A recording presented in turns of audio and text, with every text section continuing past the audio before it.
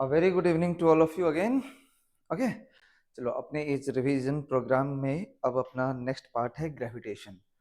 तो ये जो ग्रेविटेशन वाला पार्ट है ये अपने नीट पॉइंट ऑफ व्यू से इम्पॉर्टेंट है, इसे स्किप नहीं करना चाहिए। ठीक है, अभी अब इस वीडियो का लेंथ जो भी हो अराउंड 1 आवर ही होगा, 1 आवर 10 मिनट के आसपास। तो लेकिन यहाँ से 2 क्वेश्चन डायरेक्ट एग्जाम में आने का चांसेस रहता है। ठीक है, तो थोड़ा सा ध्यान से सुनना, फिर अपने नोट तो है तुम्हारे पास, नोट्स को रिवाइज करना, नोट्स के थ्रू जाना। ठीक है, तो चीज़ों को आप मैच कर पाएंगे। डन है। चलिए, ग्रेविटेशन में हमें सीखना क्या है। तो ग्रेविटेशन में सीखने के लिए हमारे पास में 3 पार्ट्स हैं। ग्रेविटेशन को 3 पार्ट में करके हम लोग पढ़ते हैं। पहला जो पार्ट है वो है general about gravitation. Gravitational force हो गया, ग्रेविटेशनल एनर्जी हो गया, ग्रेविटेशनल पोटेंशियल हो गया, ग्रेविटेशनल फील्ड हो गया। तो general things about the gravitation. ठीक है, ये हो गया फर्स्ट पार्ट। ठीक है, यहाँ से क्वेश्चन का चांस कम रहता है। जो फर्स्ट हाफ एन आवर वाला वीडियो होता है इसमें लगभग लगभग क्वेश्चंस ना के बराबर पूछे जाते हैं। सेकंड पार्ट जो होता है इसमें अर्थ के बारे में। तो अर्थ पे वही जो फर्स्ट पार्ट में पढ़ा है उन्हीं सारी थ्योरीज को सेकंड पार्ट में अप्लाई करना है। तो अपॉन अर्थ, तो अर्थ का ग्रेविटेशनल फील्ड, अर्थ का ग्रेविटेशनल पोटेंशियल, अर्थ पे जो भी सैटेलाइट्स हैं इसके अराउंड में उसका एनर्जी वगैरह। तो यहाँ पर ये वाला पार्ट इंपॉर्टेंट हो जाता है। ठीक है, अर्थ वाला पार्ट। इसका थर्ड पार्ट आता है हमारा प्लानिटरी मोशन से रिलेटेड। तो प्लानिटरी मोशन जो सन के चारों तरफ सारे प्लैनेट्स रोटेट करते हैं। तो यहाँ पर जो है अपना कैपलर का लॉ इंपॉर्टेंट हो जाता है। तो ये जो सेकंड पार्ट है अर्थ, और जो थर्ड पार्ट है तुम्हारा प्लानिटरी मोशन, ये दोनों पार्ट से मेनली एक एक क्वेश्चन आने का चांस रहता है। तो हर साल 2 क्वेश्चन तुम पकड़ करके चलो इस टॉपिक से। फर्स्ट पार्ट से जो कि हम normal things, general things about gravitation सिखाएंगे, ये डायरेक्टली इलेक्ट्रोस्टैटिक्स से लिंक्ड है। तो इलेक्ट्रोस्टैटिक्स में तुम जो भी थ्योरीज पढ़ते हो ना, उसे तुम यहाँ पे डायरेक्टली अप्लाई कर सकते हो। ठीक है, तो इसलिए यहाँ से क्वेश्चन एग्जाम में डायरेक्टली कम आते हैं, क्योंकि ये इलेक्ट्रोस्टैटिक्स से डायरेक्टली डील हो जाते हैं। ठीक है, तो हम लोग इसको 3 पार्ट में करके पढ़ेंगे। एक ही वीडियो में 3 पार्ट में सिखाऊंगा कि ये हम लोग फर्स्ट पार्ट पढ़ रहे हैं। तो let's start the first part of the gravitation, जिसमें कि हम लोग जो है नॉर्मल थिंग्स या जनरल थिंग्स अबाउट ग्रेविटेशन को स्टार्ट करते हैं। तो मैं पहले स्टार्ट करना चाह रहा हूँ ग्रेविटेशन में लॉ ऑफ ग्रेविटेशन से। तो law of gravitation obviously Newton's law of gravitation. तो न्यूटन्स लॉ ऑफ ग्रेविटेशन जो है वो 2 पॉइंट मास के लिए दिया हुआ है। तो masses are m1 and m2, distance between them are r। f जो है यानी फोर्स बिटवीन द मासेस, अगर मैं उसका मैग्नीट्यूड लिखूं तो it is g m1 m2 by r square. खास बात क्या है इस फोर्स का? तो इस फोर्स का खास बात ये है कि ये एक्शन रिएक्शन पेयर बनाता है। मतलब जितना मास 1 2 पे लगाएगा उतना मास 2 1 पे लगाएगा।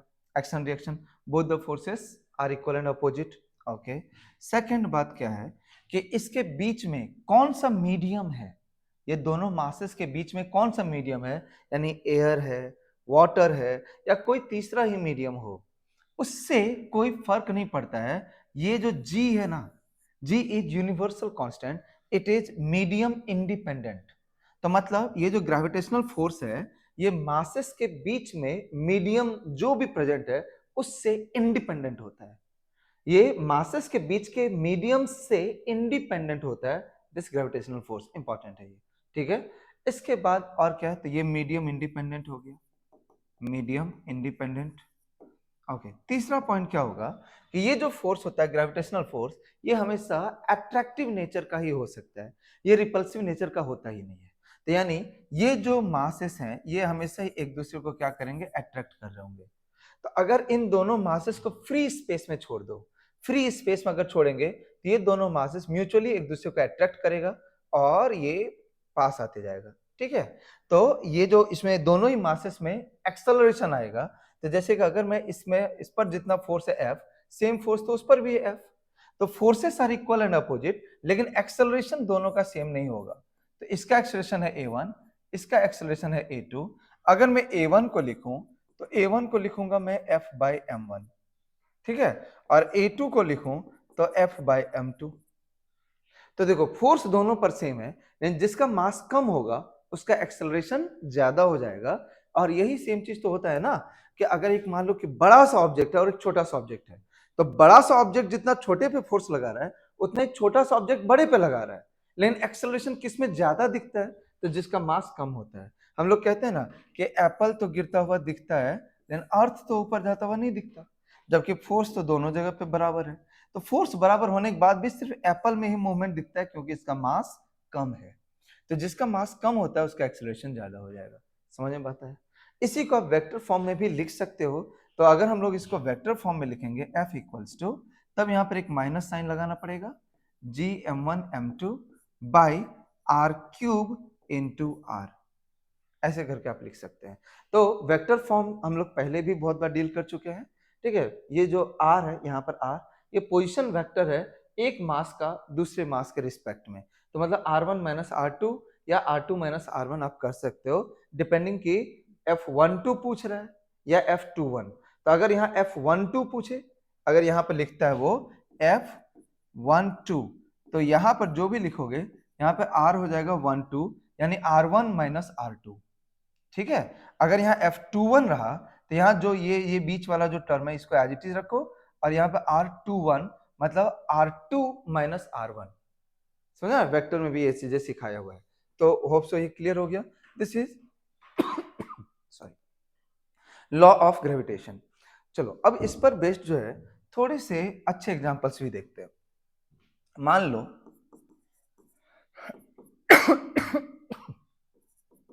टू पॉइंट मास है, 2 पॉइंट मासेस है, ये स्पेस में है, ये मास हो गया m1, ये मास हो गया m2, बीच का डिस्टेंस है मान लेते हैं d।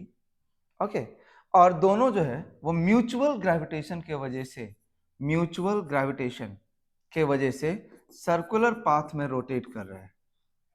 म्यूचुअल ग्रेविटेशन, ओके थोड़ा सा इजी बना लेता हूं, m1 भी m है, m2 भी m है, तो मतलब सेंटर ऑफ मास कहीं यहां आ जाएगा।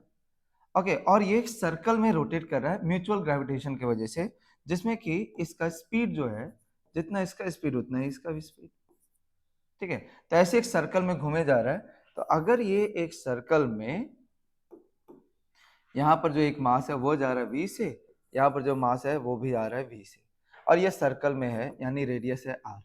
तो देखो, तो ये अगर एक सर्कुलर पाथ को मेंटेन कर पा रहा है, ऐसे क्वेश्चन आ जाए, तो ऐसे में ये जो बीच का d है, d is 2r, d equals to 2r, distance होता है दोनों के बीच का। तो अभी अब इस वाले मास पर कौन कौन सा फोर्स, तो इस पर फोर्स लगाएगा ये, जो कि होगा इधर। तो ये जो फोर्स होगा, this force will behave like, this force will, ये जो फोर्स है, this force will behave like centripetal force. तो ये जो F है, F को हम लोग इक्वेट कर सकते हैं किससे, mv² r से। तो यहां पर इस F जो कि ग्रेविटेशनल फोर्स है दोनों मास के बीच का, क्या लिखोगे, तो G m1 m2 यानी m² बाय दोनों के बीच का डिस्टेंस, तो G m1 m2 बाय दोनों के बीच का डिस्टेंस यानी D हो गया। D की जगह पर तुम 2r लिख सकते हो, तो डिवाइड बाय 2r का whole square equal to mv², ये mv² बाय उसका रेडियस, तो रेडियस की जगह पर हम r लिख सकते हैं। तो देखो यहाँ पर जो अगर हम लोग सॉल्व करेंगे तो v निकल कर क्या आ जाएगा ना, तो वो यही बात पूछ लेगा कि v का वैल्यू कितना होगा। तो यहाँ से बताओ तो v का वैल्यू कितना आ जाएगा, v इक्वल्स टू, देखो यहाँ पर से सॉल्व करो, एक m जाएगा भी, तो gm/4r² बना, यहाँ पर क्या बन गया, gm/4r² equal to, right side में बन गया v²/r, तो एक r भी जाएगा, तुमसे v पूछा गया है, तो v इक्वल टू क्या हो जाएगा, √gm/4r, gm/4r। ठीक है, अगर इसी को मान लो डायमीटर के टर्म्स में आंसर रहा तो 2r की जगह पे d रख देना। क्लियर हुआ? अब चलो एक और एग्जांपल ऐसे वाला ही सिखाता हूं, जिसमें कि 3 पॉइंट मास है, 3 point masses. Okay, free space में ये रहा, ये 3 पॉइंट मासेस, और तीन का तीनों जो है ना, यहाँ पर एक मास है, ये भी सेम मास है m, ये भी सेम वैल्यू का मास है m, ये सर्कल में एक दूसरे के साथ मेंटेन हो रहा है, ये सर्कुलर पाथ पर ऐसे घूम रहा है और एक दूसरे से ये सर्कुलर पाथ को मेंटेन भी कर पा रहा है। तो मान लेते हैं ये जो डिस्टेंस है ना वो है a, इन तीनों के बीच का। तो पूछेगा कि ऐसे में इनके बीच, इनका जो स्पीड है, इनका अगर स्पीड है, ये जैसे v है, इसका अगर v है, इसका अगर v है, तो find out the value of v। ये क्वेश्चन ऐसे करके पूछा जा सकता है कि किस स्पीड पर ये अपने सर्कुलर पाथ को मेंटेन कर पाएगा। तो अब देखो, कोई भी एक मास को पकड़ लो, जैसे हम इसी को पकड़ लिया, अभी अब उस पर, इस पर ये जो है इधर की तरफ फोर्स लगाएगा F, ये वाला मास इधर की तरफ फोर्स लगाएगा F। दोनों फोर्स का देखो मैग्नीट्यूड सेम होगा। क्यों? क्योंकि mass is same, distance same. Clear है? तो बताओ इस फोर्स का वैल्यू कितना? तो F का वैल्यू तुम लोग डायरेक्टली लिख सकते हो gm² by a square. Clear? Okay, और ये वाला एंगल कितना हो गया? 60 डिग्री। तो इस पर लगने वाला नेट फोर्स, तो उस पर लगने वाला नेट फोर्स जो है वो कहीं क्या इधर जाएगा, एफ नेट, जो सेंटर के तरफ होगा। तो तुम लोग बताओ मुझे एफ नेट का वैल्यू कितना? तो एफ नेट का वैल्यू, ये दोनों एफ का रिजल्टेंट जो 60 डिग्री पर है, तो √3f लिख सकता हूं मैं। √3f वो square root f1² plus f2² plus 2f1f2 cos theta. ठीक है, √3f मतलब √3 इंटू एफ की जगह पर कितना, तो gm² बाय a स्क्वायर। अब ये फोर्स लग रहा है तुम्हारा सेंटर के तरफ, तो अब इसी को हम लोग किसके साथ इक्वेट कर सकते हैं? तो सेंट्रीपिटल फोर्स। तो यानी इसको हम लोग लिख सकते हैं mv² बाई आर। ऑप्शन समझ में आ रहा है? तो अब ये mv² बाई आर के जगह पर ये हो गया r और ये हो गया a। बहुत बार सिखा चुका हूं ये r और ये a का क्या रिलेशन है। तुम लोग बताओ मुझे एक बार कमेंट में करके ये बताना, क्योंकि ये अगर भूल जाते हैं ना हम लोग तो दिक्कत होता है ना, हम सभी को पता है। तो r इज इक्वल्स टू बोलो तो कैसे निकालते हैं वो भी मैं एक बार और सिखा देता हूँ। तो ये देखो, ये तुम्हें ऐसे करके एक ट्रायंगल बना करके देखो, तुम्हें ये r चाहिए ना, तो ये तो टोटल a है, तो ये हो जाएगा a/2। ये वाला एंगल देखो, टोटल एंगल है 60, तो ये हो जाएगा 30 डिग्री। तो cos 30 लगाओ, cos 30 equals to a/2 divide by r, base by hypotenuse. तो cos 30 के जगह पर कितना आ जाएगा, तो √3/2 a/2 बाय r। तो यहाँ पर से r आ जाएगा a/√3। भूलोगे नहीं, इसको याद रखोगे, ठीक है। तो r के जगह पर रख दो a/√3 equals to √3 by a square. अब तुम्हें v ही तो चाहिए था, तो ये m देखो एक खत्म हो गया। अब यहाँ से एक a भी जो है वो देखो खत्म हो जाएगा, ये √3 ऊपर जाएगा, ये √3 ऊपर जाएगा, फिर वो √3 को भी कैंसिल आउट करेगा। तो बताओ v² इज इक्वल्स टू कितना हो गया, तो v² इंटू ये √3 को ऊपर लिख देते हैं, √3 equals to √3 into gm by a। तो ये √3 भी कट गया, तो देखो v इक्वल्स टू, ये रूट को उधर ले जाओ, स्क्वायर को हटाओ, तो √gm/a। तो इस तरह के क्वेश्चन जो है वो हमारे एग्जाम में बन सकते हैं। तो मैंने इस पर बेस्ड आपको 2 एग्जांपल सिखाया है, दोनों एग्जांपल समझ में आया? लॉ ऑफ ग्रेविटेशन से रिलेटेड, जिसमें ग्रेविटेशन और सर्कुलर मोशन को लिंक करके क्वेश्चन बनाया गया है। डन है? चलो अब मैं आपको ले चलता हूं इसी जनरल टॉपिक्स में ग्रेविटेशनल फील्ड के ऊपर। तो ग्रेविटेशनल फील्ड अगर हम लोग बात कर रहे हैं, फील्ड, ग्रेविटेशनल फील्ड, इसको ई जी लिख देता हूं। जैसे इलेक्ट्रिक फील्ड को ई से लिखते थे, वैसे यहां पर ई जी से लिख देते हैं। तो जैसे कि मान लो एक पॉइंट मास का हम बात करें, तो एक पॉइंट मास, तो यहां पर एक पॉइंट मास m है, यहां से r डिस्टेंस पर कितना होगा ग्रेविटेशनल फील्ड? तो ग्रेविटेशनल फील्ड तो तुम ऐसे सोचो कि यहां पर चार्ज है q चार्ज है r डिस्टेंस पर, कितना होगा इलेक्ट्रिक फील्ड? kq/r²। तो सिमिलरली वहां k था, यहाँ पर g है, तो यहाँ पर बताओ Eg का वैल्यू कितना हो जाएगा? तो gm/r²। ठीक है, ये m सेम है, gm/r²।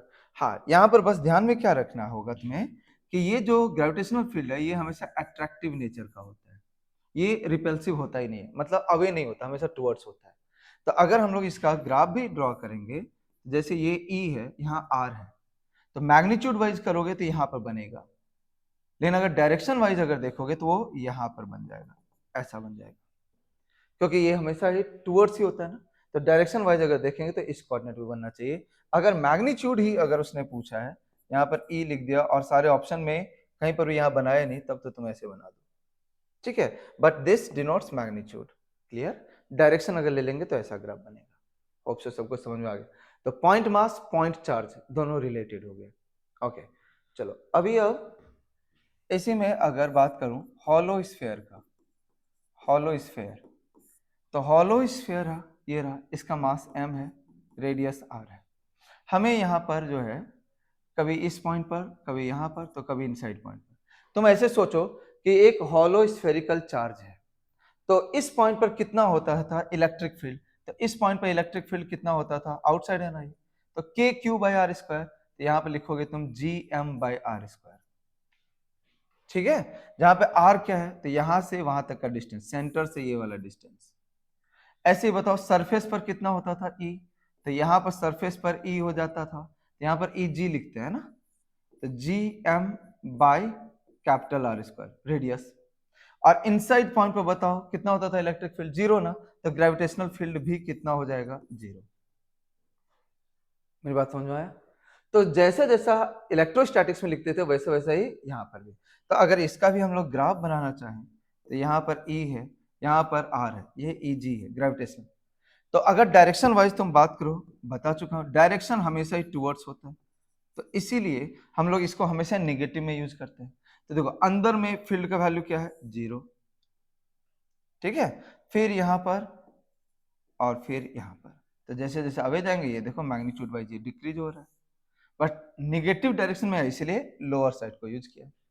ये अगर इलेक्ट्रोस्टैटिक्स में होता था तो यहाँ पे चार्ज पॉजिटिव लेते थे, तो यहाँ पर जीरो होता था और ये कुछ ऐसा बनता था। याद आया? चलो बहुत बढ़िया। तो ये है हॉलो स्फीयर के लिए। अब ऐसे ही हम लोग बात करते हैं तीसरा सॉलिड स्फीयर के लिए।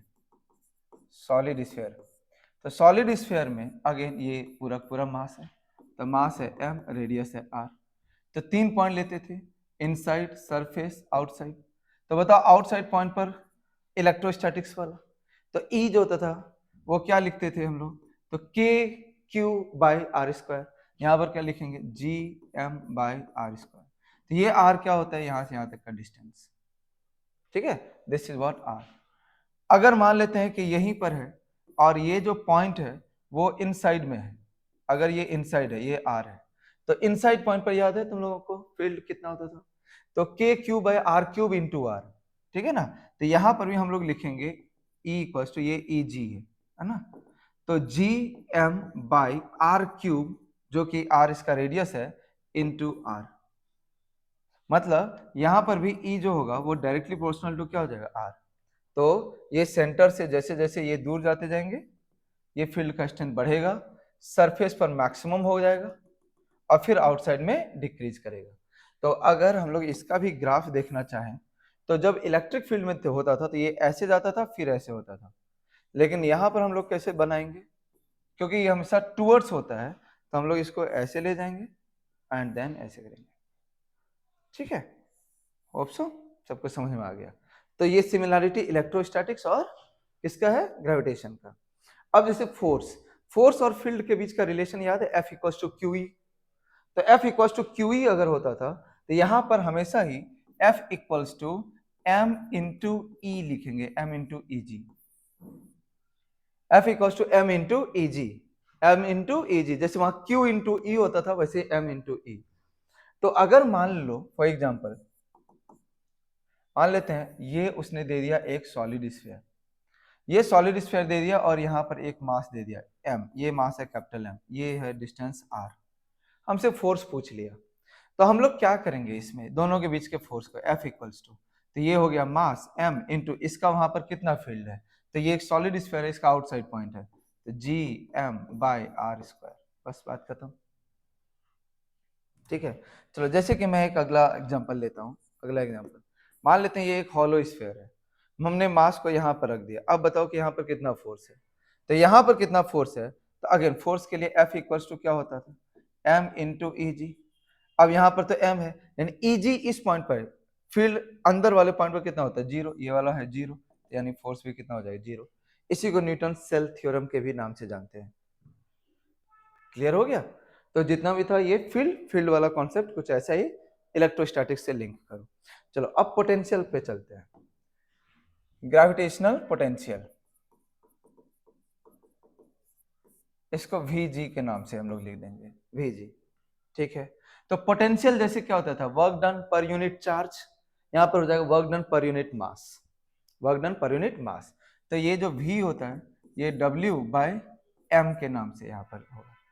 तो यहाँ पर चार्ज को तो M से दिखा देते हैं, चार्ज इज इक्विवेलेंट टू मास।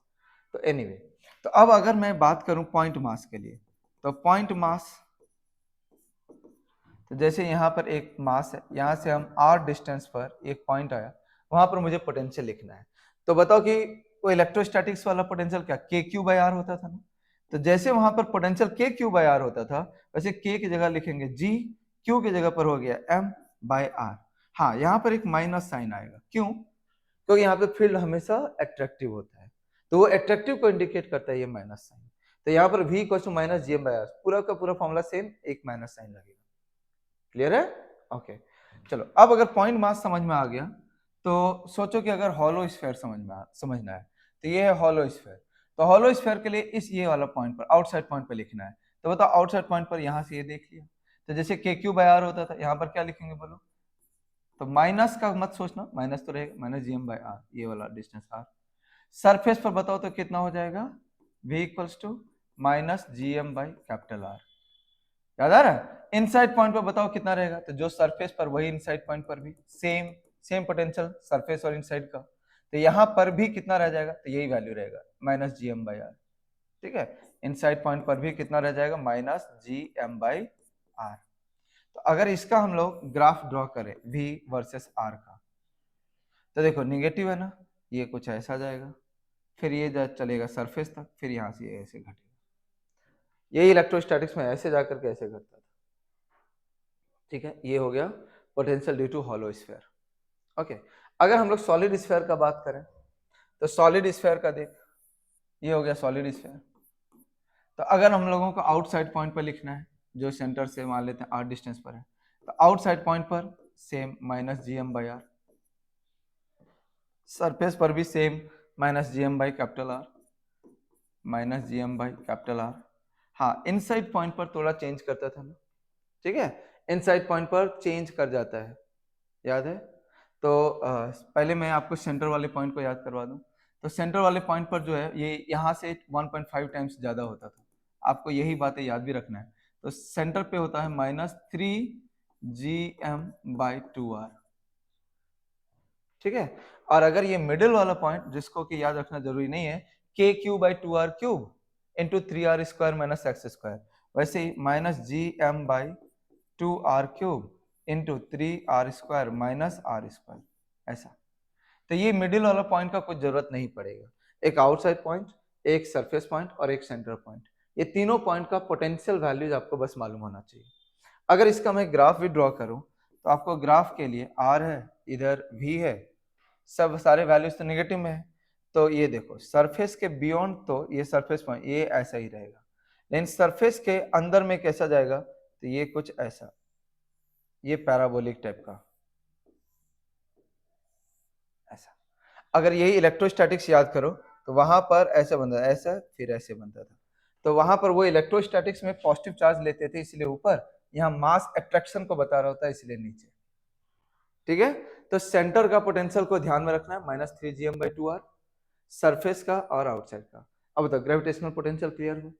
अब अगर मान लो हमें कभी भी एनर्जी लिखना है, ग्रेविटेशनल पोटेंशियल एनर्जी, ग्रेविटेशनल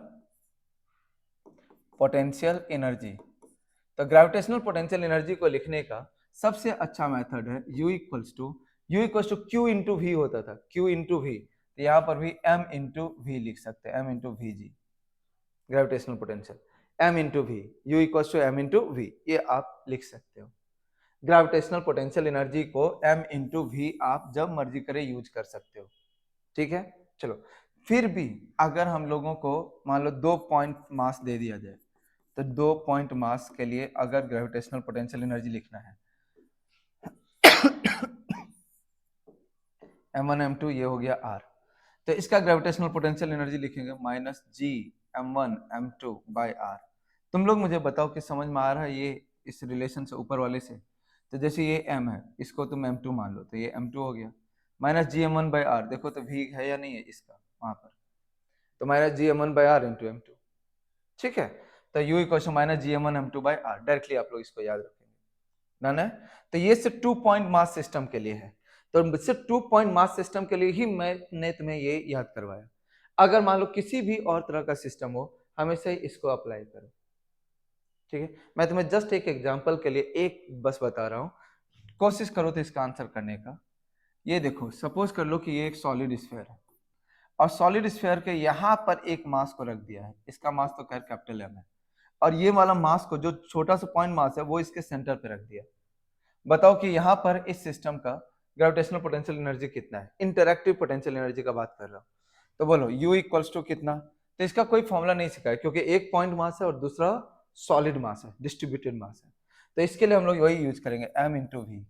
तो ये देखो m, ये वाला पॉइंट मास m लिख दिया, इंटू v, ये सॉलिड स्फीयर का सेंटर पर कितना होता है पोटेंशियल, तो -3gm/2r, बस हो गया। तो -3gmm/2r, ठीक है। तो इस तरीके से कोई भी और अगर आ जाए तो ये आप हमेशा यूज कर सकते हो। बाकी दो पॉइंट मास के लिए आप इसको ध्यान में रखो, और इन जनरल तो ये है U equals to m into V, ध्यान रहेगा। डन है, चलो सॉरी। अब ग्रेविटेशनल फोर्स जो होता है ये एक कंजर्वेटिव फोर्स का एग्जांपल, कंजर्वेटिव फोर्स। तो कंजर्वेटिव फोर्स का एग्जांपल है, मतलब इसमें हमेशा ही टोटल एनर्जी कंजर्व रहेगा। तो टोटल एनर्जी कंजर्व रहने का मतलब है कि जहां पर भी ग्रेविटेशन इन्वॉल्व है वहां पर कंजर्वेशन ऑफ एनर्जी को तुम यूज कर सकते हो। Total initial energy equals to total final energy. तो टोटल इनिशियल एनर्जी में काइनेटिक एनर्जी और potential energy KI plus UI equal to KF plus UF, ठीक है। तो conservation of energy you can apply, conservation of energy. तो since gravitational force is a conservative force, hence total initial energy equals to total final energy. इसको हम लोग use अभी next topic में करेंगे, बट समझ में आ गया ना, KI plus UI equal to KF plus UF, इसमें और कुछ नहीं सोचना है। लॉस ऑफ काइनेटिक एनर्जी अगर होगा तो गेन इन पोटेंशियल एनर्जी होगा, ठीक है। सो यहां तक अगर समझ में आ गया तो it was the first part of your gravitational. तो ग्रेविटेशन का फर्स्ट पार्ट में हम लोग ये जनरल चीजों को पढ़ते हैं। यहां से डायरेक्ट एग्जाम में, नीट एग्जाम में क्वेश्चन पूछे जाने का चांस थोड़ा कम होता है। तो चलो अब हम लोग स्टार्ट करने जा रहे हैं सेकंड पार्ट को, जो फर्स्ट पार्ट से कहीं ज्यादा इंपॉर्टेंट है, दैट इज अबाउट अर्थ, ठीक है। चलो सो अब हम लोग बात कर रहे हैं अर्थ के बारे में।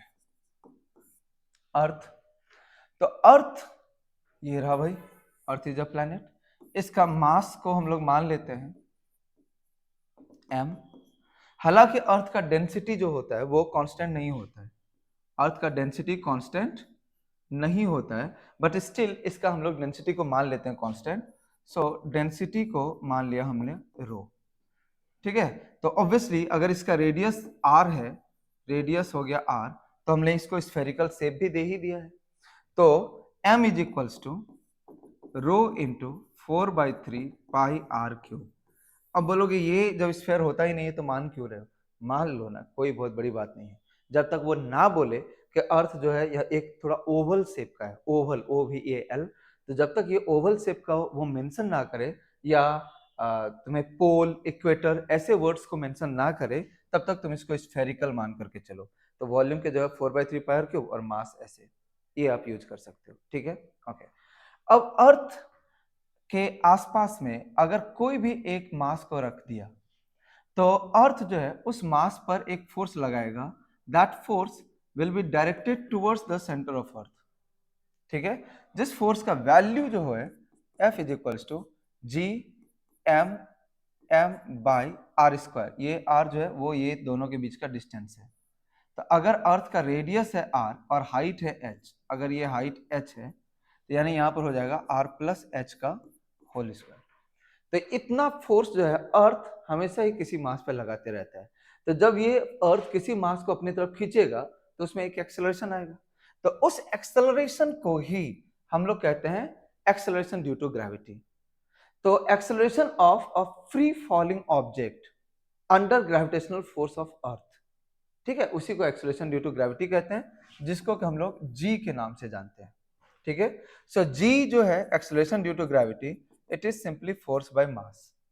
तो फोर्स बाय मास अगर करोगे तो ये बच जाता है Gm/r प्लस h का होल स्क्वायर, ठीक है। इसको हम लोग G से लिखते हैं, G is known as acceleration due to gravity, acceleration due to gravity of a free falling object near by the surface. तो near by the surface of Earth मतलब एच का वैल्यू ऑलमोस्ट कितना, 0। Near by the surface of Earth मतलब H का value 0। So G equals to G M by are square, near by the surface of Earth मैं बोल रहा हूं, और इसी का वैल्यू हो जाता है 9.8 मीटर पर सेकेंड स्क्वायर। ठीक है, जिसको हम लोग अप्रोक्सीमेटली 10 मान लेते हैं। क्लियर है ये अर्थ के बारे में? ओके। अब हमें अर्थ के बारे में इंपॉर्टेंट क्या है, तो अर्थ से रिलेटेड दो चीजें हमें समझना है, दो ही चीजें समझना है। पहला, एक्सेलरेशन ड्यू टू ग्रेविटी का वैल्यू यानी जी का वैल्यू, ठीक है, और दूसरा अर्थ के सराउंडिंग में जो सैटेलाइट घूम रहा है उसके बारे में। तो अर्थ का ग्रेविटेशनल फील्ड और अर्थ का सैटेलाइट, दो बातें बस। ओके, तो चलो acceleration due to gravity of earth, तो हम लोग अब बात कर रहे हैं जी के ऊपर। तो एट सरफेस अगर हम लोग बात करें, G at surface, G at surface, ठीक है, ये पहला मैंने सोचा। तो ये जैसे कि अर्थ है, तो अर्थ के सरफेस पर अगर कोई भी मास रखें तो उस पर जो एक्सलेशन लगेगा उसी को तो जी बोलेंगे। तो जी का वैल्यू यहां पर कितना आ जाएगा, तो G M by are square. इसको तो याद कर ही लेना है, कोई बात ही नहीं है, इसको ना याद रहे ऐसा कोई वो नहीं है। तो G M by are square, ठीक है। इसमें खास बात क्या है, क्यों ये इंपॉर्टेंट हो जाता है कि ये जो जी तुम्हें दिख रहा है ना, और ये जो आर है, इनका रिलेशन, जी और आर का रिलेशन यहां पर इंपॉर्टेंट हो जाता है।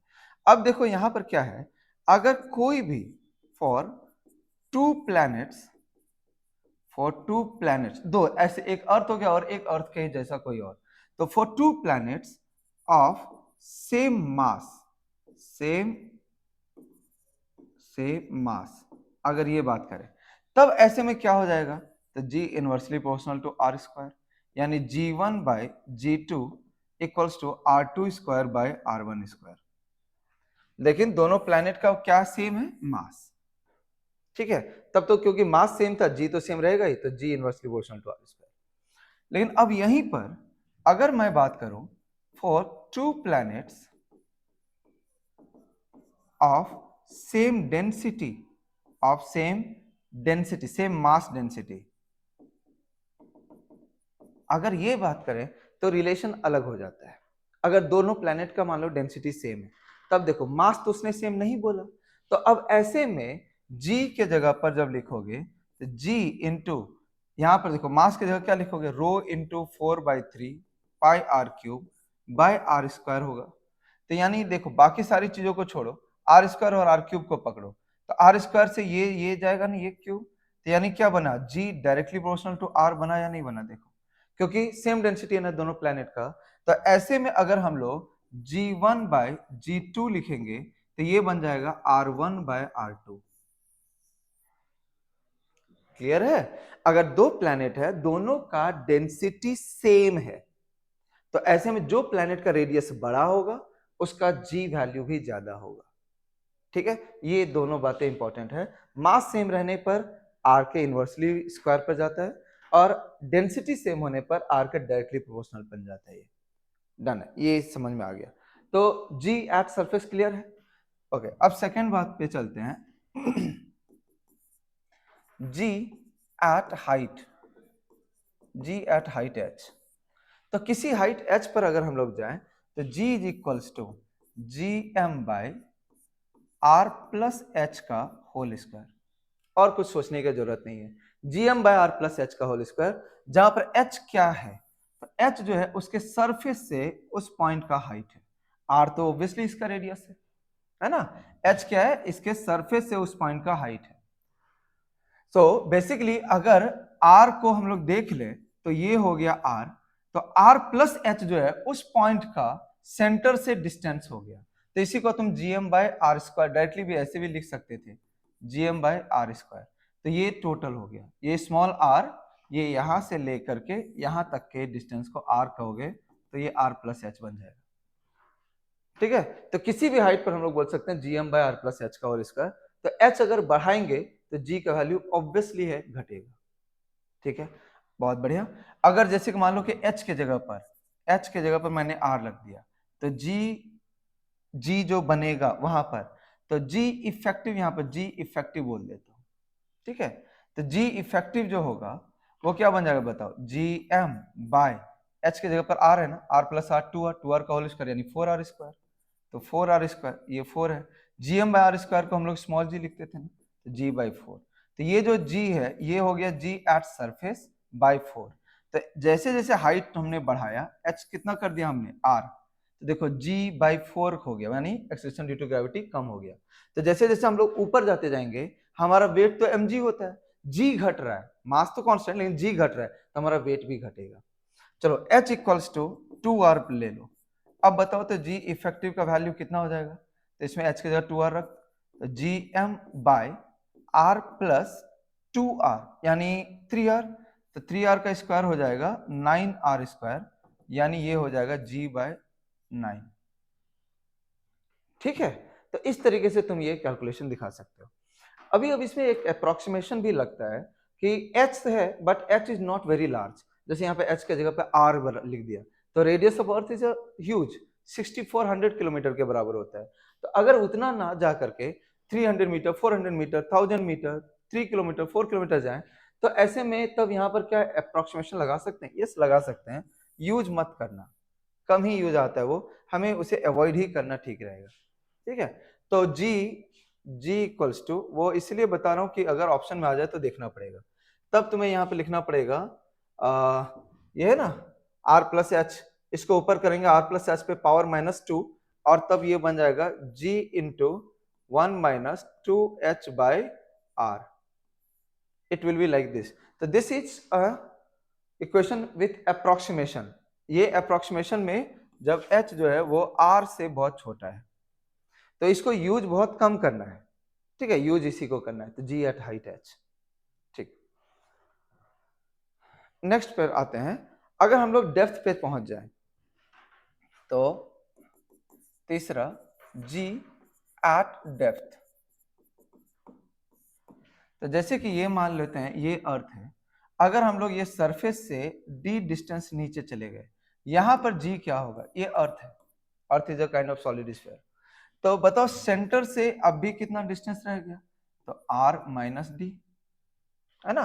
तो वहां पर जो g होगा, g at depth d equals to, directly आप लिख सकते हो gm बाय आर क्यूब, होता था ना k cube by r cube, gm by r cube into r minus d, ये अभी थोड़ी देर पहले वो जो सिखाया था, तो उस वैसे करके अगर हम लोग अगेन बोले gm बाय आर स्क्वायर, यहां से एक r को हटा दो, gm बाय आर स्क्वायर को स्मॉल g लिख सकते हैं, तो small g into 1 minus d by r भी इसको आप बना सकते हो। तो g at depth d equal to g into 1 minus D by r, या gm by r cube into r minus d. ये वाला जो रिलेशन है ये मैंने कहां से लिखा है, वही k cube by r cube into r, ऐसा वाला जो होता था। ठीक है, सॉलिड स्फीयर के इनसाइड पॉइंट पर, समझ में आ गया। तो ये आप, इसमें कोई अप्रोक्सीमेशन नहीं है लगा हुआ, आप इसको डायरेक्टली याद कर सकते हैं विदाउट अप्रोक्सीमेशन है ये, तो g into 1 minus D by are. तो अब ये जो देखा, और इससे जो पिछला वाला केस को देखा है हमने एट हाइट h, जिसको आप जी एच भी लिख सकते हैं, इसको मैं आगे जी एच लिख दिया करूंगा।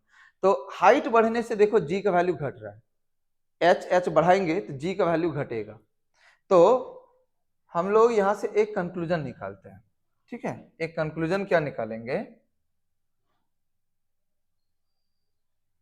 एक सेकेंड, एक कंक्लूजन यहां से क्या निकालते हैं कि अगर ये अर्थ का सरफेस है, यहां पर अर्थ के सरफेस पर जी का वैल्यू कितना है, जी। ठीक है, जब यहां से ऊपर जाते हैं, यहां से ऊपर गए यहां पर, तो यहां का वैल्यू जो है जी एच मान लो, ये G H is less than G, ये घट गया।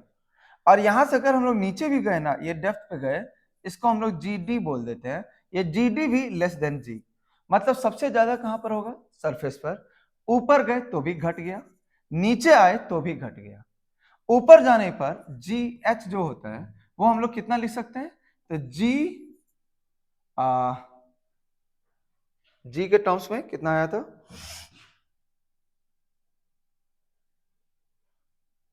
एक सेकंड यहां देखो, G M by r plus H का होल स्क्वायर, तो G M by are square को अगर ऐसे बना दूं तो इसको स्मॉल जी के टर्म्स में लिख सकता हूं, जी एच के जगह पर G by 1 plus H by R का होल स्क्वायर, ऐसे। और अगर ये जी डी को हम लोग लिख रहे हैं, ये तो हो गया हाइट वाला, और ये g, d को अगर हम लोग लिख रहे हैं तो g into 1 minus D by R. ध्यान रखना मैंने यहाँ पर कोई अप्रोक्सीमेशन नहीं डाला है, अप्रोक्सीमेशन वाला तो g into 1 minus 2h by R था, तो मैं विदाउट अप्रोक्सीमेशन लिखा हूँ। तो एट हाइट, एट डेप्थ और सरफेस पर g का वैल्यू कितना होता था, बोलो, G M by are square. क्या ये तीनों याद रहेगा? सरफेस पर कितना, G M by are square, height पर कितना, G by 1 plus H by R का whole square, G by 1 plus H by R का होल स्क्वायर। ये आपके नोटबुक में मेंशन्ड है, उसके थ्रू रिवाइज करो। इसी को मैंने वहां पर ऐसे भी लिख करके बताया, G M by are plus H का होल स्क्वायर। ठीक है, तो जैसे करके भी आपको समझ में आ रहा है वैसे करके आप याद कर लो। जी डी, इसी को और भी एक इक्वेशन लिखा था, या जरूरत नहीं है। बताओ, डेप्थ, सरफेस, हाइट, तीनों याद हुआ ना? सेंटर पर कितना होता है, सेंटर पे जी एट सेंटर वो हो जाएगा 0। ठीक है, सेंटर पर जी का वैल्यू कितना, 0, क्योंकि ये सेंटर में ये डी की जगह पे आर रख दो, आर बाय आर, तो 1 1 माइनस 1 0।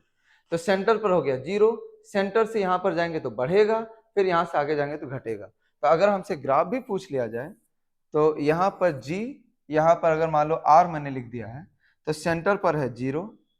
अगर मैग्नीट्यूड वाइज अगर मैं प्लॉट करूं तो पहले बढ़ेगा फिर घटेगा, लेकिन एग्जाम में मैग्नीट्यूड वाइज देगा, मुझे भरोसा नहीं है, तो उसको आपको डायरेक्शन वाइज लेना पड़ेगा। तो ये कुछ ऐसा होगा। बताओ समझ में आया? ठीक है, तो ये हो गया variation of G of earth. Okay, इसमें आपको एक और है जो बहुत इंपॉर्टेंट नहीं है, लेकिन देख लेते हैं। तो variation of G, variation of G with rotation, rotation of earth. तो अगर रोटेशन के वजह से अगर हम लोगों ने देखा तो क्या, तो देखो, since earth rotates about its axis, let the angular speed is omega. तो ऐसे में मान लेते हैं इस पर्टिकुलर पॉइंट पर अगर हमें जी देखना है तो क्या करना है कि उस पॉइंट का एंगल देख लेना है, थीटा। इस थीटा को हम लोग कहते हैं एंगल ऑफ लैटिट्यूड। इस थीटा को क्या बोलते हैं, लैटिट्यूडनल एंगल। तो थीटा हो गया angle of latitude, angle of latitude. ठीक, तो अब वहां पर अगर हम लोग देखेंगे जी का वैल्यू, तो G is equals to G, G effective बोल देता हूं या जी थीटा बोल देता हूं, G minus omega square R cos square theta. G at theta का वैल्यू जो है G minus omega square R cos square theta है। ओके, अब यहां पर एक बात है, एक बात खास बात है एकदम, क्या है, तो ये जो मैंने जी थीटा दिखाया है ये इस पॉइंट पर टुवर्ड्स सेंटर है, ये है जी एट थीटा। लेकिन एग्जामिनर अगर तुमसे पूछे कि क्या यहां पर जी टुवर्ड्स सेंटर लगता है, आंसर इज नो। हमने यहां पर सिर्फ जो है वो टुवर्ड्स सेंटर वाला लिखा है, लेकिन यहां पर रोटेशन की वजह से जी जो है वो टुवर्ड्स सेंटर होता नहीं है। अगर उसका एग्जैक्ट डायरेक्शन को दिखाऊं तो जी ऐसा होता है। तो कभी भी अगर एग्जाम में पूछ लिया जाए कि जी का इस पॉइंट पर डायरेक्शन किधर होता है, क्या वो टुवर्ड्स सेंटर होता है, तो नहीं होता है। हमें इस जी का वैल्यू नहीं चाहिए, वी डोंट रिक्वायर इट। हमें इस जी का वैल्यू नहीं चाहिए, बट हमें ये बात मालूम होना चाहिए कि इस पॉइंट पर रोटेशन के वजह से जी सेंटर के तरफ नहीं लग पाता, वहां से थोड़ा एक एंगल पर देखो ये ऐसे आ जाता है, तो ये सेंटर से पास नहीं कर रहा है। तो टुवर्ड्स सेंटर वाला ही सिर्फ हम कंपोनेंट लिखा है, तो हमें सिर्फ यही वाला कंपोनेंट चाहिए, G minus omega square R cos square theta. क्या है यहाँ पर थीटा, तो theta is angle of latitude. Okay, अगर हम इस पॉइंट के बारे में बात करें तो इस पॉइंट को कहते हैं हम लोग इक्वेटर, और इस पॉइंट के बारे में बात करें तो इस पॉइंट को कहते हैं हम लोग पोल। तो इक्वेटर पे थीटा का वैल्यू कितना हो जाएगा, तो 0 डिग्री। तो अगर हम लोग बात कर रहे हैं जी एट इक्वेटर, इक्वेटर, तो कितना हो जाएगा, तो जी माइनस थीटा की जगह पर यहाँ 0 रखने पर ये बन जाएगा 1, तो ओमेगा स्क्वायर आर। ठीक है, तो अगर हमसे वो ये पूछ लिया ले ऐसे कि क्या इक्वेटर पे जी का वैल्यू 0 हो सकता है, हो सकता है। इक्वेटर पर जो है वो जी इक्वेटर का वैल्यू 0 हो सकता है, कब, तो जब ये 0 करोगे तो G equal to omega square R होना पड़ेगा। ठीक है, सो एट इक्वेटर, यहां पर से ऐसा, at equator an object can be weightless, can be weightless, ठीक है, when if omega square R equals to G, तब ऐसे में जी इफेक्टिव 0 हो जाएगा। तो ओमेगा स्क्वायर आर अगर जी हो गया तो omega square G by R, यानी omega equals to under root G by R. Clear है? तो इक्वेटर पर ऐसा पॉसिबल है कि एक ऑब्जेक्ट वेटलेस हो जाए। ओके, पोल पर अगर मैं बात करूं तो पोल पर ये थीटा का वैल्यू कितना हो जाएगा 90। तो अगर थीटा का वैल्यू 90 हो गया तो cos 90 0, मतलब जी एट पोल सिर्फ जी ही बचेगा। ठीक है, तो जी एट पोल अगर मैं लिखूं यहाँ पर पोल का वैल्यू, तो वो सिर्फ जी ही बचेगा। तो ऑब्वियसली पोल पर ये वैल्यू ज्यादा है विथ रिस्पेक्ट टू इक्वेटर। तो इक्वेटर से अगर हम लोग पोल की तरफ मूव करते हैं ना, तो effective value of G increase करता है, यानी वेट भी इंक्रीज करता है। तो सबसे कम वेट कहां पर एक ऑब्जेक्ट का होता है? इक्वेटर पे, और सबसे ज्यादा वेट होता है पोल पर। ठीक है, तो वेरिएशन ऑफ जी से रिलेटेड मैंने आपको जो सिखाया, एक ये सिखाया सरफेस पर, डेप्थ पर, हाइट पर। ठीक है, सरफेस पर ये मास को मैंने चेंज करके भी सिखाया दो प्लैनेट्स के बीच में। ठीक है, वो उसको ध्यान में रखना है। और इसका ग्राफ सिखाया है आपको, इंपॉर्टेंट है। इसके बाद मैंने आपको सिखाया है ये रोटेशन का इफेक्ट।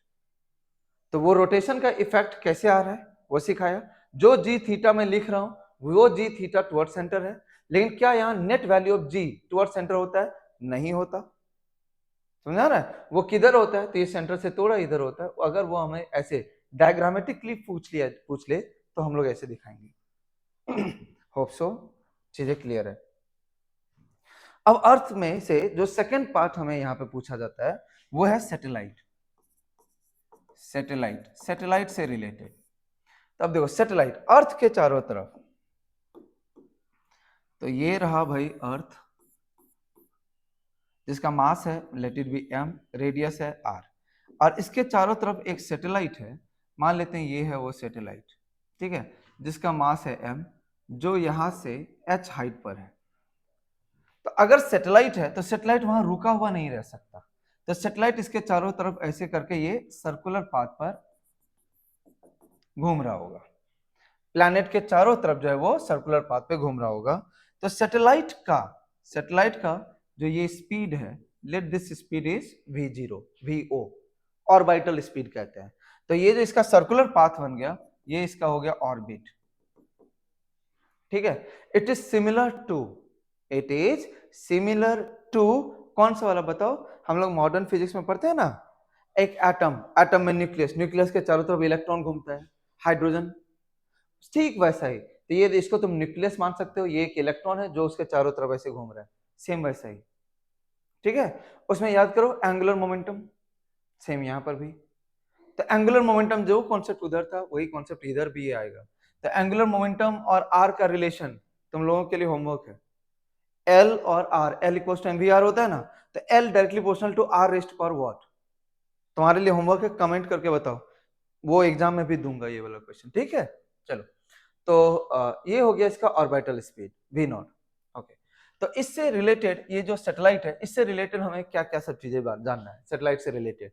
ओनली 3 थिंग्स, 3 नहीं 4 थिंग्स। ठीक है, पहला है ऑर्बिटल स्पीड, पहला है ऑर्बिटल स्पीड। चलो, तो पहला बात जो है वो है orbital speed vo equals to होगा root under G M by R. Orbital speed का वैल्यू यहाँ पर root under G M by R, derivation करके नहीं दिखाया, root under G M by R, याद कर लो, root under G M by are. ये कहां से आया है? तो यहाँ पर जो एक सेंट्रीपिटल फोर्स लगेगा, जो इसका ग्रेविटेशनल फोर्स है, उसको M V square by R से इक्वेट कर दिया। ठीक है, तो ऑर्बिटल स्पीड कितना हो गया? Root under G M by R. फिर से बताओ, root under G M by R, याद हुआ? चलो, सेकंड चीज जो हमें जानना है वो है उसका काइनेटिक एनर्जी। सेकंड में हमें जानना है काइनेटिक एनर्जी। काइनेटिक एनर्जी होता है हाफ एम ऑर्बिटल स्पीड का square, half M V O square. तो इसको अगर ये स्क्वायर करके यहाँ रख देंगे तो ये क्या बनेगा? तो G M M by 2r, ऐसा। अब यहाँ पे r क्या है? यस, r क्या था? तो this r is the distance of satellite from centre of earth. ठीक है, तो इस r को हम लोग कहते हैं ऑर्बिटल रेडियस। ये जो हो गया, ये हो गया ऑर्बिटल रेडियस। और ये जो h है, ये h यहां से यहां तक का हाइट है, ठीक है। तो बताओ कि r का रिलेशन h के साथ कैसा बना? तो r जो होगा वो कैपिटल R प्लस h है, क्योंकि स्मॉल r जो है वो यहां से लिया जाता है। इसको हम लोग क्या पढ़ते हैं बोलो? Orbital radius. तो ऑर्बिटल रेडियस कहां से मेजर करते हैं हम लोग? सेंटर से। तो वो हमेशा r प्लस एच होता है और हाइट सिंपली h होता है, ठीक है। तो ये जो स्मॉल r है वो ऑर्बिटल रेडियस है, ओके। तो half M V naught square G M M by 2r। चलो बहुत बढ़िया। तो पोटेंशियल एनर्जी के बारे में बात करते हैं। तो potential energy minus G M by R, है ना, minus G M by R. Kinetic energy G M by 2r, potential energy minus G M by R. Kinetic energy दिख रहा है, पोटेंशियल एनर्जी दिख रहा है, ओके। अब बात करते हैं हम टोटल एनर्जी का। तो टोटल एनर्जी को दोनों को ऐड कर दो, तो दोनों को ऐड करेंगे तो minus G M by 2r। Total energy is very important, it's total energy expression is very important. It is total energy of satellite, it is total energy of satellite, क्योंकि satellite यहाँ पर rest पर नहीं रह सकता है इस position पे, इसीलिए इसका काइनेटिक और पोटेंशियल दोनों को ऐड करना पड़ा। So total energy is minus G M M by 2r। Total energy is minus G M M by 2r, ठीक है, memorise it. Total energy is minus G M M by 2r, याद रहेगा। Kinetic अलग है, potential अलग है, और ये है टोटल। सैटेलाइट के लिए हम लोगों को टोटल एनर्जी चाहिए होता है, ठीक है, ओके। तीसरा हम लोग अब बात करेंगे, अगर मान लो इस सैटेलाइट को इस जगह से, इस पर्टिकुलर ऑर्बिट से उठा करके इस ऑर्बिट में एस्टैब्लिश करना है, ठीक है, समझना इसको। मैंने बोला ये अर्थ है, यहां पर इस ऑर्बिट में एक सैटेलाइट है, ठीक है, ये मान लेते हैं R1 है इसका रेडियस, और यहां से इस ऑर्बिट में इसको सेटल करना है यहां पर, जिसका रेडियस है लेट इट बी R2। तो यहां पर से सैटेलाइट को यहां पर भेजना है, तो हमें कितना एक्स्ट्रा एनर्जी सप्लाई करना पड़ेगा, ठीक है। तो जो एनर्जी सप्लाई करना पड़ेगा, एनर्जी रिक्वायर्ड, वो क्या हो जाएगा? तो final energy minus initial energy. तो फाइनल एनर्जी जो वहां पर है, तो टोटल एनर्जी का डिफरेंस है, ये ध्यान में रखना। तो final energy of the satellite, kinetic और पोटेंशियल दोनों का एडिशन। तो फाइनल एनर्जी क्या है? Minus G M by 2r2 minus G M by 2r1। Hope so सबको समझ में आ गया, ठीक है। चलो एक और भी समझाता हूं। सपोज कर लो कि मैंने कहा तुम्हें कि यहां पर अर्थ है, यहां पर से सैटेलाइट को उठा करके इस जगह पर तुम्हें प्लेस करना है, यहां से यहां पर प्लेस करना है, इस ऑर्बिट में प्लेस करो, प्लेस इट इन ऑर्बिट, ऐसा लैंग्वेज है। मतलब ये m मास का एक ऑब्जेक्ट था जो सरफेस पे रखा हुआ था, ठीक है, m मास का ऑब्जेक्ट था जो कहां पर रखा हुआ था? सरफेस पर। इसको यहां से उठा करके इस ऑर्बिट में प्लेस करना है। तो ऑर्बिट में जब प्लेस करेंगे तो ये एक सैटेलाइट बन जाएगा, और तब ये स्टेशनरी नहीं रहेगा।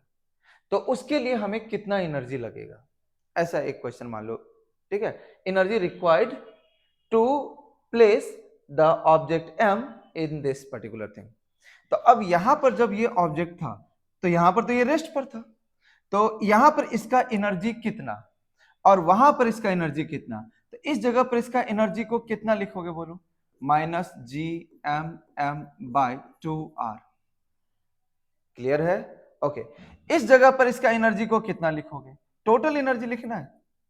अब टोटल एनर्जी यहां पर लिखने में तुम लोग कंफ्यूज मत हो जाना, क्योंकि टोटल एनर्जी तो काइनेटिक प्लस पोटेंशियल होता है, और ये ऑब्जेक्ट यहां पर सरफेस पे रखा हुआ था, तो मतलब ये सरफेस पे मूव नहीं कर रहा था। तो यानी सरफेस पे जब ये रखा हुआ था, it was actually not a satellite, it was just an object kept at the surface. So kinetic energy यहां पर कितना था इसका? Zero. So kinetic energy was zero, और पोटेंशियल एनर्जी कितना था? तो minus G M by R, ठीक है। So it's total energy is minus G M by R. So what is the energy required to place this particular object into the orbit? So that energy required equals to E final minus E initial. तो बताओ ई final मतलब कितना हो गया, तो minus G M M by two R, R है ना, उसके जगह पे आर प्लस एच भी लिख सकते हो आप, और माइनस करना है किसको, इनिशियल एनर्जी को, तो minus G M M by are. ठीक है, ये माइनस माइनस प्लस हो जाएगा, आप सॉल्व कर पाएंगे इसको। आप सॉल्व नहीं कर पाएंगे इसका मुझे एकदम ऐसा नहीं है कि आप सॉल्व नहीं कर सकते, मुझे जो सिखाना है वो तो जीएमएम आप कॉमन ले लोगे, 1/r, यहाँ पे 1/2 टाइम्स आर प्लस एच, वो आ जाएगा। इस कॉन्सेप्ट समझ में आया, कॉन्सेप्ट समझ आया ना, यहां से वहां तक हमें लिफ्ट करके ले जाना है। अब देखो तुम्हें ट्विस्टिंग में एक क्वेश्चन समझाता हूँ, ट्विस्टिंग यहाँ पे कैसे करते हैं। वो बोलेगा ये अर्थ है ना, यहाँ पर एक ऑब्जेक्ट पड़ा हुआ है, यहाँ पर एक ऑब्जेक्ट पड़ा हुआ है, और इसको जो है हमें यहां से h हाइट तक बस भेजना है। उसने नहीं बोला कि वहां पर उसको ऑर्बिट में प्लेस करना है, ये एक सैटेलाइट है, इसको h हाइट तक भेजना है, नाम वर्ड दे दिया उसने सैटेलाइट, लेकिन उसने बोला इसको h हाइट तक भेजना है, तो h हाइट तक भेजना है, लेकिन h हाइट पर वहां पर सेट नहीं करना, तो मतलब ये जाएगा और यहां पर से फिर वापस आ जाएगा, मतलब वहां पर इसको काइनेटिक एनर्जी का रिक्वायरमेंट नहीं है। तो ये इसको अगर हम वहां पर भेज भी दें तो ये वहां पर ऑर्बिट में नहीं घूमेगा, ये सिंपली जाएगा और आ जाएगा, तो उस जगह पर तब काइनेटिक एनर्जी कितना हो जाएगा, 0। तो ऐसे में हमें यहां पर कितना एनर्जी रिक्वायर्ड होगा, ऐसे में हमें यहां पर कितना एनर्जी रिक्वायर्ड होगा, तो अब देखो एनर्जी रिक्वायर्ड, तो E final minus E initial, clear हो रहा है ना सबको, E final minus E initial. तो अब यहां पर ई फाइनल की जगह पर क्या लिखोगे, तो यहां पर उसने ऑर्बिट में तो प्लेस किया नहीं, तो यहां पर जो ई फाइनल है, तो ई फाइनल के जगह पर अगर आप लिखते हैं के प्लस यू, तो के तो रहा 0, 0 प्लस यू के जगह पर क्या लिखोगे आप, minus G M M by R, है ना। तो वो वाला जो है वो एक्सप्रेशन यहां पर रख दोगे, तो minus G M M by small R के जगह पर you can use R plus H, minus initial energy की जगह पर आप क्या लिखेंगे यहां पर, तो minus G M M by are,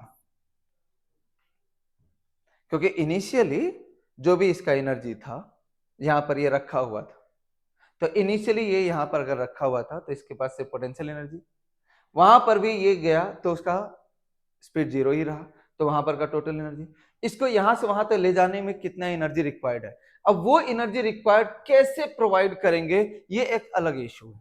हम इसे पकड़ करके यहां से वहां तक ले करके जा रहे हैं या यहां पर से इसको थ्रो कर दे रहे हैं, those all things will depend कि हम किस प्रोसेस से उसको एनर्जी दे रहे हैं, लेकिन जो भी एनर्जी देना पड़ेगा, अगर मान लो हमें इसको पकड़ करके यहां से वहां तक ले जाना है तो भी हमें इतना ही एनर्जी देना है, और अगर हमें इसको थ्रो करना है तो ये जो है वो तब energy required will be in the form of kinetic energy, तब आप इसको हाफ एम वी स्क्वायर से इक्वेट कर सकते हो। समझ में बात आ रहा है, तो ये किस फॉर्मेट में आप ये एनर्जी सप्लाई करोगे वो क्वेश्चन पे डिपेंड करेगा, लेकिन जो एनर्जी का डिफरेंस है उतना ही रिक्वायर्ड एनर्जी है। तो ये वाला क्वेश्चन और पिछला वाला क्वेश्चन में डिफरेंस आपको समझना है, इसमें इस ऑब्जेक्ट को यहां से उठा करके यहां इस ऑर्बिट में प्लेस करना था, और अगला क्वेश्चन में आपको इसको भेजना तो था लेकिन इस ऑर्बिट में प्लेस नहीं करना था, तो दोनों में देखो एनर्जी रिक्वायर्ड का एक्सप्रेशन अलग अलग है, फाइनल माइनस इनिशियल ही कर रहा हूं, लेकिन पिछले वाले में यहां जो फाइनल एनर्जी है वो minus G M M by 2r है, क्यों, क्योंकि उसमें काइनेटिक और पोटेंशियल दोनों एडेड है, लेकिन इस वाले में काइनेटिक है ही नहीं इसलिए सिर्फ पोटेंशियल लिखा, इसलिए minus G M M by R ही यहां पर आया। ठीक है, तो वो स्मॉल आर के जगह पर यहाँ आर प्लस एच लिख दिया गया है, क्लियर है ना सबको, ओके। तो ये हो गया। अब थर्ड पॉइंट पर इसका अगर हम लोग चलें तो वो है टाइम पीरियड, एक सैटेलाइट का टाइम पीरियड कितना होता है, तो अगर ये मान लेते हैं ये प्लैनेट है, यहाँ पर सैटेलाइट है, ये अगर इस ऑर्बिट में घूम रहा है ये v स्पीड से, ये तो ऑर्बिटल स्पीड हो गया, स्पीड सबको याद हो ही गया होगा √gm/r, ठीक है, इसी को आप ऐसे करके भी लिख सकते हो, नहीं कुछ मत करो, इतना याद करो, ठीक है। तो इसका टाइम पीरियड, तो टाइम पीरियड क्या होता है बताओ, 2πr/v, तो ये देखो ये r है, ये ऑर्बिटल रेडियस, तो एक पूरा सर्कल बनाएगा तो 2πr/v, तो बताओ यहाँ पर v की जगह पर हमें v नॉट लिखना है, तो 2 pi r by V naught की जगह पर हो जाएगा under root G M by R. तो यानी ये क्या बन गया बोलो, 2 pi by root under G M into R raise to power 3/2। ठीक है, यानी t डायरेक्टली प्रोपोर्शनल टू क्या बन गया, t directly proportional to R raise to power 3/2। अब ये बात ऐसा नहीं है कि सिर्फ हम लोग जानते हैं, ये सभी जानते हैं, T directly proportional to R raise to power 3/2। हमने एग्जाम में इससे एक स्टेप आगे को सोच करके रखना है। तो क्या होता है कि यहाँ पे लॉ ऑफ ग्रेविटेशन फॉलो हो रहा है, इस पर जो फोर्स लगता है वो G M one by are square होता है, G M one M two by are square. तो अगर मान लेते हैं ये एक प्लैनेट है और यहाँ एक सैटेलाइट है, इनके बीच का जो फोर्स है ना ये एफ, अगर ये F inversely proportional to R raised power N हुआ, आर रेस्ट पावर एन, तो ऐसे में जो टाइम पीरियड होता है it is directly proportional to R raised power N plus 1/2 होता है। ये एक स्टेप आगे को सोच करके सिखा रहा हूं। तो जैसे कि मान लो ग्रेविटेशन में क्या होता है, F inversely proportional to R square, तो ऐसे में T directly proportional to R raised power, देखो एन की जगह पर क्या है 2, तो 2 प्लस 1/2 यानी 3/2। अगर मान लेते हैं फॉर एग्जाम्पल, ऐसे मैंने बोला F inversely proportional to R cube है, तो बताओ कि टी डायरेक्टली प्रोपोर्शनल टू क्या हो जाएगा, ये तुम लोग सोच करके मुझे बताओगे, है ना। तो टी डायरेक्टली प्रोपोर्शनल टू क्या हो जाएगा बोलो तो, आर रेस्ट पावर ये 3 प्लस 1/2 यानी क्या हो जाएगा बोलो, 4/2 आर स्क्वायर। ठीक है, सो अगर मान लेते हैं ये एफ का कोई और ही प्रोपोर्शनल दे दिया तो आप कर पाएंगे, सभी में एफ इनवर्सली प्रोपोर्शनल होना चाहिए, F inversely proportional to R raised power N, so T directly proportional to R raised power N plus 1/2। अब से क्लियर हुआ ये, ओके।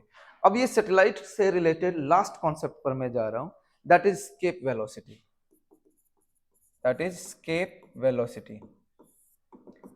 देखो स्केप वेलोसिटी में क्या करना है तुम्हें, अगर मान लेते हैं एक ऑब्जेक्ट है, वो बोलेगा कि यहां पर से इसको कितना स्पीड से थ्रो करें कि ये ऑब्जेक्ट जो ये एम मास का ऑब्जेक्ट वो इसके ग्रेविटेशन से बाहर चले जाए, ये एम मास का ऑब्जेक्ट जो है स्मॉल एम, वो उसको कितना स्पीड से थ्रो करे कि वो इस कैपिटल एम से बाहर निकल जाए। ये तो कैपिटल एम है और रेडियस आर है, तो इसके ग्रेविटेशन से बाहर निकलना है उसको। तो अगर इसके ग्रेविटेशन से बाहर निकलना है ना, तो देखो यानी इसको इनफाइनाइट पर चले जाना है। तो इनफाइनाइट पर जाने के बाद उसका काइनेटिक एनर्जी हम लोग कितना एज्यूम कर लेंगे, 0, और पोटेंशियल एनर्जी भी कितना ले लेंगे, 0, gm1m2/r। Okay, so what should be the minimum speed by which the object is thrown so that it can escape from the earth's gravitation is known as escape velocity। अर्थ के gravitation से बाहर निकलना है इसको मिनिमम स्पीड से कितना है। तो देखो ये इस पर से रिलेटेड इंपॉर्टेंट पॉइंट क्या है, तो पहला वी जो है वो ऑब्जेक्ट के मास पर डिपेंड नहीं करता, it does not depend upon ये जो ऑब्जेक्ट के मास से इंडिपेंडेंट होता है, प्लैनेट के मास पर डिपेंड करता है। ठीक है, पहला बात। दूसरा बात, इसको तुम कितना एंगल पे थ्रो कर रहे हो, कितने एंगल पे थ्रो कर रहे हो, लाइक 0 डिग्री 90 डिग्री, कितना एंगल पे थ्रो कर रहे हो, उससे भी कोई मतलब नहीं है, चाहे कोई भी एंगल पे थ्रो करोगे ये बाहर ही जाना है। ठीक है, दूसरी बात। तीसरा बात, जब हम लोग इसको थ्रो करते हैं तो क्या ये एक स्ट्रेट लाइन पाथ को फॉलो करता है, तो आंसर इज नो, ये एक हाइपरबोलिक पाथ को फॉलो करते हुए बाहर निकलता है।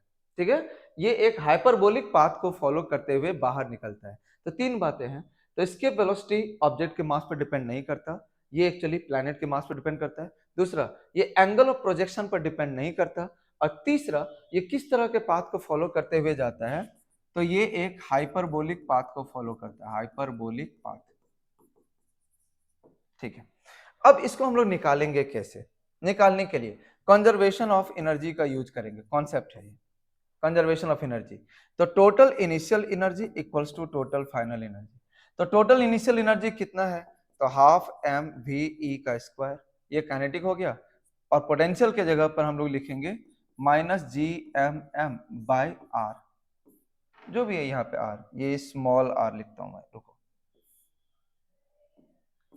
और टोटल फाइनल एनर्जी कितना हो जाएगा, 0। तो हमेशा ही यही इक्वेशन रहेगा, यानी हाफ एम वी ई का स्क्वायर इक्वल टू, इसको भेज दो उधर, G M M by are. तो this will be the equation जिसमें से एम एम खत्म हो जाएगा। सो बताओ वी ई का स्क्वायर है, 2 को उधर भेज दे, तो ये बन जाएगा स्क्वायर रूट 2gm/r। क्लियर है? तो ये ऑलवेज यही एक्सप्रेशन में आएगा। अब ये जो स्मॉल आर, ये सरफेस से तुम फेंक रहे हो, इसलिए यहाँ पे कैपिटल आर रख देना, √2gm/R। ठीक है? अगर हम लोग मान लो किसी हाइट से भी फेंकते तो भी ऐसे होते, ये स्मॉल आर की जगह पे r प्लस एच आ जाता। तो स्मॉल आर जो है, small R r plus H है। डन है? तो अगर मैं इसको ऑर्बिटल स्पीड से लिंक भी करूं तो ये देखो, ये 2 रहेगा ही, और √gm/r को तुम भी o लिख सकते हो, ऐसे भी बन सकता है। हाँ, अब मैं थोड़ा सा तुम्हें टफ क्वेश्चन की तरफ ले जाता हूँ। ये तो हो गया, या तो हम सरफेस से थ्रो कर रहे हैं या तो सरफेस के आउटसाइड से थ्रो कर रहे हैं, तो हमेशा कुछ ऐसा ही बनेगा। ठीक है, कॉन्सेप्ट भी क्लियर है सबको? अब जो है, अगर मान लो कि उस ऑब्जेक्ट को थ्रो करने के लिए उसको हम अर्थ के सेंटर से थ्रो किए, तो अर्थ के सेंटर से थ्रो करने पर कहां पर चेंजिंग आएगा?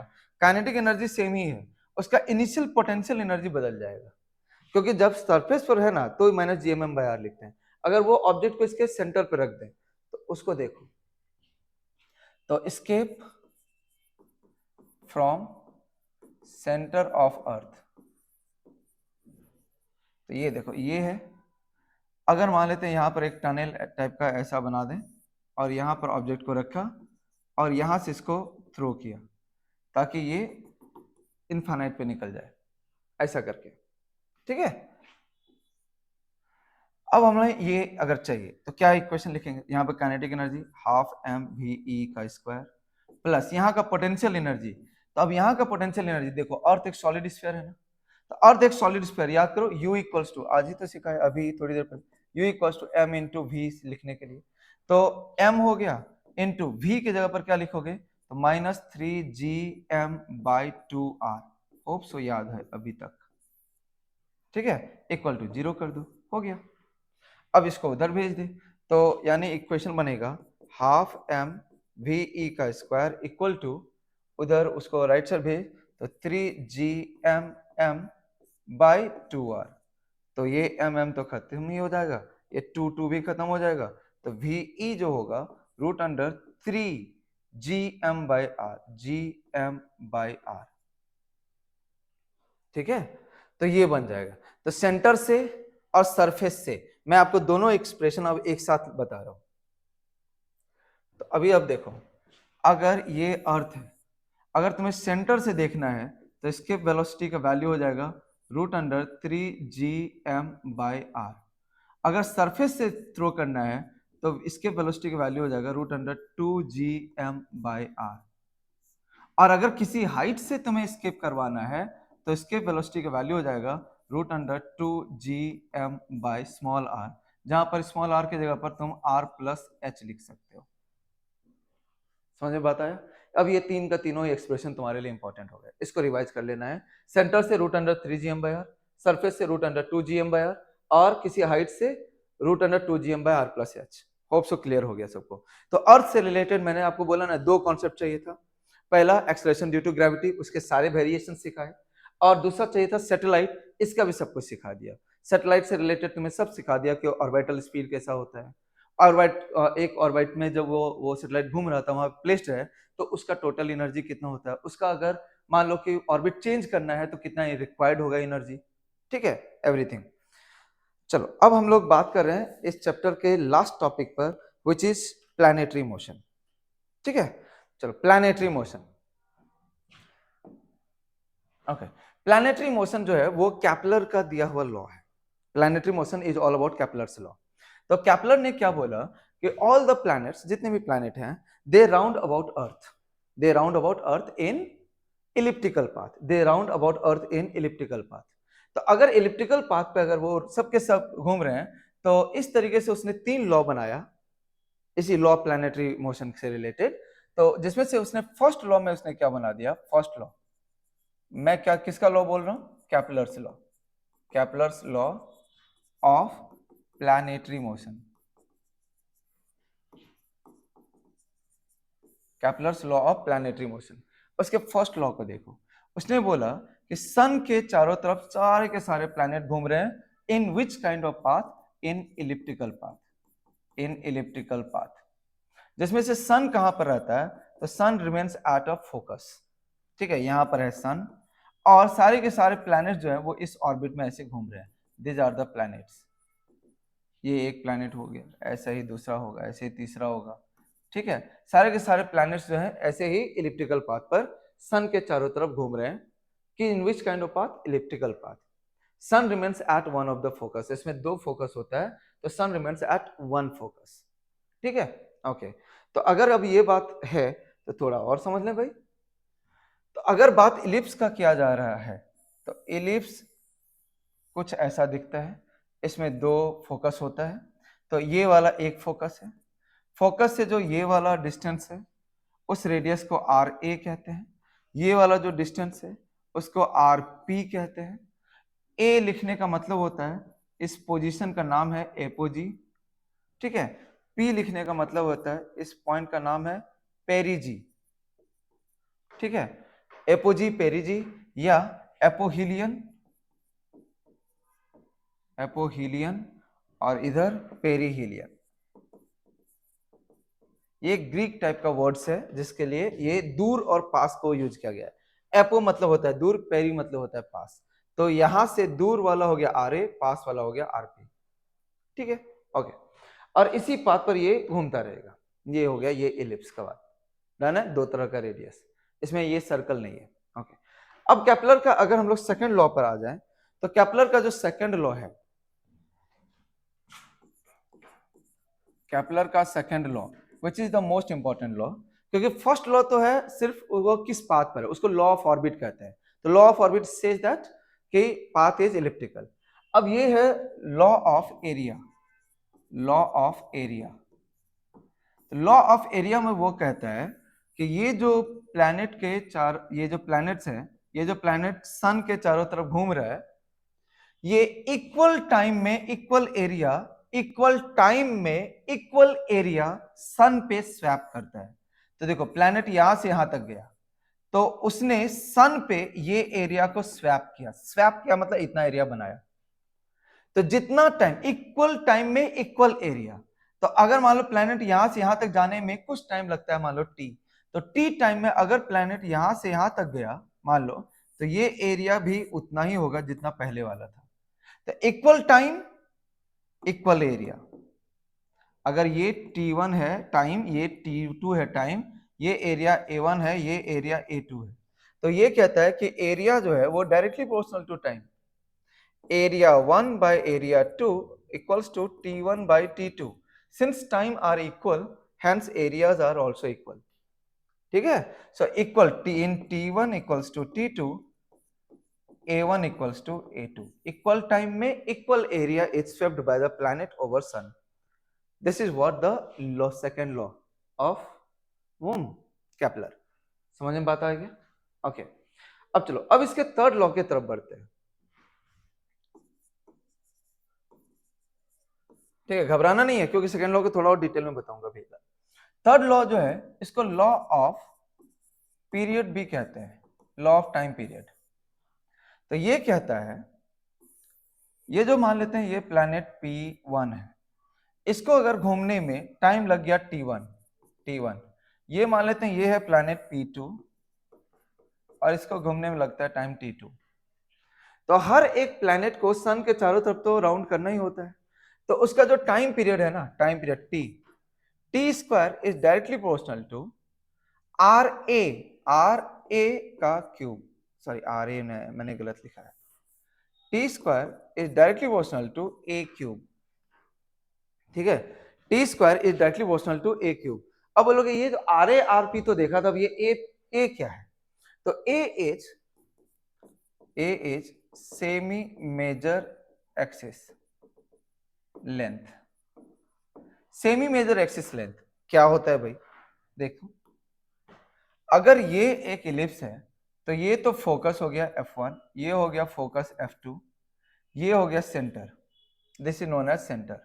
अब ये सेंटर के रिस्पेक्ट में देखो तो ये वाला डिस्टेंस, एक तरफ का ये जो ये रेडियस है उसको A लिखते हैं, ये जो दूसरा तरफ का रेडियस है उसको B लिखते हैं। This A is known as semi major, semi मतलब आधा, length of semi major axis, और B जो होगा वो length of semi minor axis. तो थर्ड लॉ जो है वो कहता है T square is directly proportional to A cube.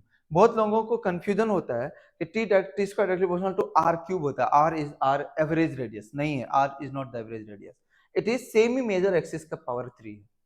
T square directly proportional to A cube, A वाला ए, ठीक है। जिस ए को आप लिख सकते हो R A plus R P by 2,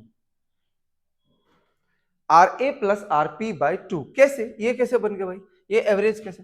तो भाई वो एवरेज नहीं है, ये देखो, ये हो गया आर ए, ये हो गया आर पी, टोटल हो गया R A plus R P, और यहां पर से टोटल हो जाएगा 2a, इसलिए 2a equal to R A plus R P, इसलिए ए को लिखा है वैसा, ठीक है। T square directly proportional to R A cube, clear है ना? ओके, सो दो प्लैनेट अगर है तो दो अलग अलग प्लैनेट के लिए तो t1 square by t2 square equals to a1 cube by a2 cube,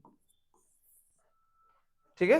इस पर भी आपको क्वेश्चन बनेगा कि अगर मान लो पहले का सेमी मेजर एक्सिस है a, दूसरे का है 2a, तो बताओ टाइम पीरियड का रेशियो कैसा बनेगा पहले का? चलो ये क्वेश्चन को तुम लोग बताओ तो मुझे, ये ठीक है, a हो गया a और वो हो गया 2a, यहाँ पर प्लैनेट 1 है, यहाँ पर प्लैनेट 2 है, दोनों के टाइम पीरियड का रेशियो t1 बाई t2 बताइए कमेंट करके, ठीक है। तो कैसे निकालोगे? तो ध्यान में रखना t1 square by t2 square equals to a1 cube by a2 cube. अब a1 की जगह पर a रखना है, a2 की जगह पर 2a रखना है, तो यहाँ पर 2a रखोगे तो 2a का क्यूब यानी ये बन जाएगा 1/8, तो t1 square by t2 square is 1/8। मैंने तुमसे t1 बाई t2 पूछा है, कमेंट करके ढंग से आंसर बताना, गलत मत बता देना बे, ठीक है। चलो अभी अब जब ये तीनों ही लॉ आपको समझा दिया, तो अब लास्ट में मैं इसके सेकंड लॉ यानी लॉ ऑफ एरिया को थोड़ा सा और एक्सप्लेन करता हूं अलग से, ठीक है। थोड़ा सा प्लैनेटरी मोशन का, थोड़ा और प्लैनेटरी मोशन का कॉन्सेप्चुअल पार्ट को देखो। ये देखो, ये हो गया इलिप्स, यहां पर है सन, यहां पर है प्लैनेट। अब देखो प्लैनेट पर ये जो सन है फोर्स लगाता है ऐसे, समझिए ये जो फोर्स है वो ऐसा है, the force is directed towards the sun और sun is not at the centre, so the force is not towards the centre, तो इसलिए इसको आप सेंट्रीपिटल फोर्स तो मत समझो, ये फोर्स जो है वो टुवर्ड्स सन लगता है। इस फोर्स का दो कंपोनेंट है, इस फोर्स का दो कंपोनेंट है, ठीक है।